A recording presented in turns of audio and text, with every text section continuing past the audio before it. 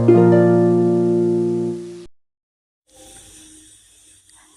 तरफ हर जगह हर कहीं पे है हाँ उसी का नूर। कोई तो है जिसके आगे है आदमी मजबूर। डिस्कवर जर्नी में आप सभी का स्वागत है। ये है चैनल सॉन्ग जो मुझे रिसीव हुआ और मुझे गाने की इच्छा हुई, तो मैंने सोचा क्यों ना इसे गाकर आपके साथ शेयर किया जाए। तो इस गाने को ज़रूर सुनना।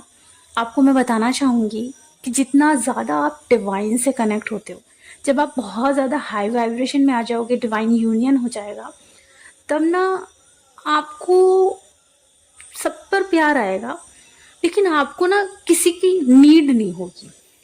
जिसको आपकी ज़रूरत होगी वो आपकी लाइफ में आएंगे, ये होता है। सबसे ज़्यादा आप अपने साथ, अपने डिवाइन के साथ कनेक्टेड होते हो जब आपकी डायमेंशन रेज हो जाती है। आप बाहर नहीं देखते, आप ये नहीं देखते कि ट्विन फ्लेम क्या कर रहा है, कहाँ है, कैसे हैं, ये सब नहीं देखते। ओके, ये तभी होता है जब आपकी डायमेंशन 3D वाली होती है, क्योंकि उस समय हमें ज़रूरत होती है, नीड होती है। ओके, उनकी एनर्जी की, उनसे मिलने की, उनसे बात करने की। तो ये एक लो डायमेंशन एनर्जी होती है, और कहीं ना कहीं सारी डीएफ अपने अंदर की डिवाइन मस्कुलाइन एनर्जी अर्थात अपने शिव तत्व को खो देती हैं।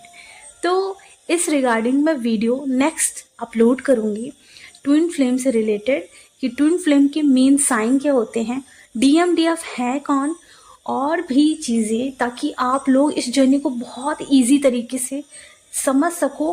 और ये जो dark night of the soul है ना, ये आपकी लाइफ में 2-3 दिन के लिए मात्र रहे, उसके बाद आप अपनी लाइफ में आगे बढ़ो। ओके, वैसे dark night of the soul आपके अंदर के पेन को ही रिमूव करता है, जो कि आपने न जाने कितने जन्मों से इस जन्म में कैरी किए हैं। ओके, और इस जन्म का भी कैरी करके आप रखे हो, तो dark night of the soul में वो पेन रिलीज होता है। ओके, आज हम बात करेंगे डिवाइन फेमिनाइन और डिवाइन मस्कुलाइन की एनर्जी के बारे में। उससे पहले मैं आप लोगों को बताना चाहती हूँ, कल है फुल मून, और कल आपको महसूस होगा कि अगर आपके अंदर ब्लॉकेज है एंगर का, जेलिसी का, या आज भी महसूस हो सकता है, आने वाले टाइम में भी महसूस हो सकता है, जिस भी चीज़ से आपको जेलिसी हो रही है, एंगर आ रहा है, ईगो इशू आ रहा है, आप पेपर पेन लीजिए, मिरर एक्सरसाइज करना शुरू करें। ओके, जिससे कि आपका वो ब्लॉक हील हो।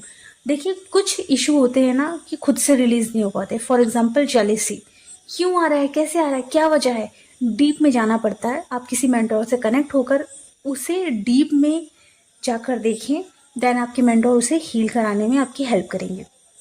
अब हम बात करते हैं पितृपक्ष की। पितृपक्ष में आप लोगों को बताना चाहूँगी कि कल से पितृपक्ष शुरू हो रहा है, तो आप ना कुछ इस तरीके से इसे मनाइए। जैसे हम दुर्गा जी को बैठाते हैं, हमारे घर में नॉनवेज नहीं बनता है। ओके, तो वैसे ही आपको पितृपक्ष को भी इम्पोर्टेंस देना है।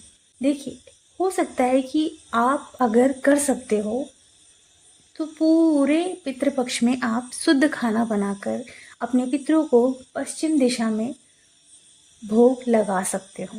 ओके, अगर आप नहीं कर पा रहे हो तो आप हवन कर सकते हो, मीन्स किसी पंडित से करवा सकते हो। और अगर आप फिर भी नहीं कर पा रहे तो लास्ट में जब पितृपक्ष का लास्ट अमावस्या होता है ना, उस दिन आप क्या कर सकते हो, हवन करवा सकते हो। उस दिन आप दान दक्षिणा कर सकते हो पूर्वजों के नाम पे, और आप उस दिन शुद्ध खाना बनाकर, सात्विक भोजन बनाकर पूर्वजों को पश्चिम दिशा की ओर दे सकते हो। ठीक है, अगरबत्ती जल चढ़ाकर फिर भोग लगा सकते हो, और उनके नाम पे वो खाना निकाल के आप गाय को खिला सकते हो, कौवे को भी खिला सकते हो, डॉगी को भी खिला सकते हो। ओके, अब एक और चीज़, अगर आप लोगों की लाइफ में पितृदोष है तो आप कल से ही 10 बजे से लेकर 4 बजे के अंदर, मॉर्निंग 10 बजे से लेकर आफ्टरनून 4 बजे के अंदर ही आपको एक मेडिटेशन करना होगा, जो कि इस चैनल में उपलब्ध है एंसेस्टर हीलिंग का। उसके बाद आप लोगों को एनर्जेटिक कॉर्ड कट कर लेना है सभी पूर्वजों से, ठीक है। इससे आपका पितृदोष भी हील हो जाता है।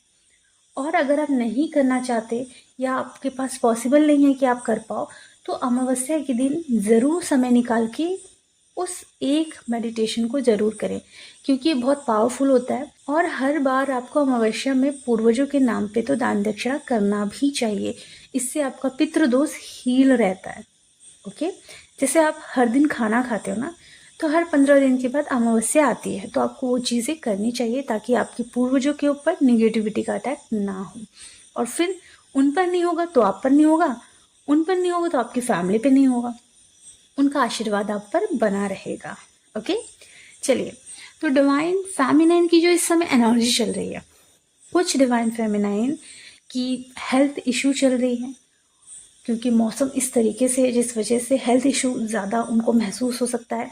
मीन्स रूट चक्र से रिलेटेड प्रॉब्लम वो फेस कर सकती हैं, सैक्रल से रिलेटेड भी फेस कर सकती हैं, थ्रॉट से रिलेटेड भी पेन को वो फेस कर सकती हैं, और सोलर प्लेक्सिस चक्र से रिलेटेड के पेन को भी महसूस कर सकती हैं। इस समय कुछ डिवाइन फेमिनाइन की एनर्जी थोड़ा लो हो सकती है। ट्विन की तरफ से ट्रिगर मिलेगा तो dark night of the soul वापस से वो महसूस कर पाएंगी और वापस से डाउन जा सकती हैं। लेकिन कुछ हाई वाइब्रेशन डीएफ जो अपने ऊपर इनर वर्क कर रही हैं, जो इस डाउन सिचुएशन से और आगे बढ़ रही हैं, वो अपनी हीलिंग कर करके बढ़ रही हैं, ठीक है।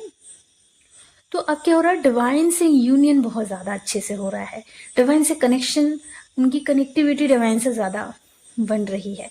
तो हायर डायमेंशन में डीएफ जा रही हैं, बहुत खुश हैं और इन्जॉय कर रही हैं अपनी क्रिएटिविटी को, अपने साथ बहुत ज़्यादा वो वक्त बिता रही हैं।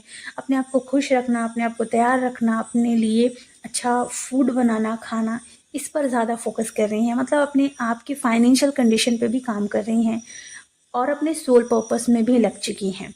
ओके, और नहीं लगी है तो आने वाले टाइम में उनको सोल पर्पस समझ में आ जाएगा कि हमारा सोल पर्पस है क्या। मैं आपको नेक्स्ट वीडियो में धीरे धीरे आपको ये सारी चीज़ें एक्सप्लेन करूँगी कि सोल पर्पस होता क्या है। ओके, अब यहाँ जो डिवाइन मस्कुलाइन है, उनकी लाइफ में डीप उनकी अवेकनिंग भी चल रही है, एंड कहीं ना कहीं वो डीएफ से कनेक्ट होना चाहते हैं, बात करना चाहते हैं, और उन्हें थोड़ा फियर भी है, क्योंकि अगर डीएफ के अंदर फियर है किसी भी ब्लॉक को, वो उनके डीएम रिफ्लेक्ट करते हैं। तो फियर है, कहीं ना कहीं एंजाइटी भी हो रहा है, और उन्हें डर भी लग रहा है कि कहीं वो डीएफ को खो ना दें। कुछ ऐसी एनर्जी डीएम की तरफ से रिसीव हो रही है, एंड ये भी फील हो रहा है कि वो डीएम जो है डीएफ को मैनिफेस्ट कर रहे हैं कि डीएफ खुद से कनेक्ट करे, ठीक है, खुद से कनेक्ट करे। एंड डीएम का जो ईगो है वो धीरे धीरे ख़त्म होना शुरू हो रहा है, क्योंकि डीएफ अब अपने में पूरी तरीके से बिजी हो चुकी है। ओके, सो इस तरीके से कुछ एनर्जी रिसीव हो रही है।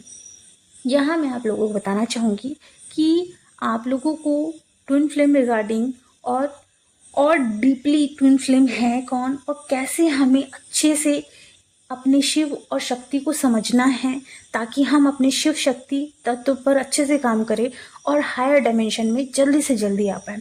तो इस रिगार्डिंग मैं वीडियो कल से अपलोड करना शुरू करूँगी, ताकि आप लोगों का जो भी भ्रम है, जो भी भ्रांति आपने अपनी लाइफ में रखी है, वो सब ब्रेक हो जाए।